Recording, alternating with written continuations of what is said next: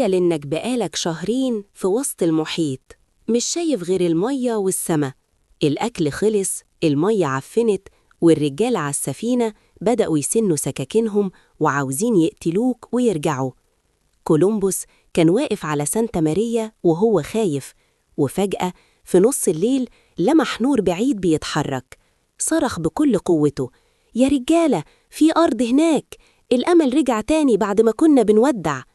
أول ما الشمس طلعت لقينا نفسنا قدام جنة على الأرض، رمال بيضة وشجر عملاق وألوان عمرنا ما شفناها في أوروبا. نزلنا وبوسنا الأرض وإحنا مش مصدقين إننا نجينا. فجأة طلع لنا ناس غريبة لابسين ريش وذهب وبيبصولنا كأننا آلهة نازلة من السما.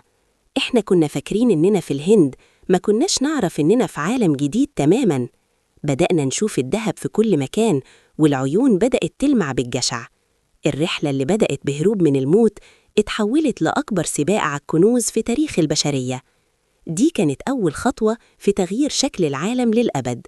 لو عجبتك الرحلة مع ريو، دوس لايك واشترك، عشان الرحلة الجاية هتكون أبعد بكتير. سلام يا قياصرة.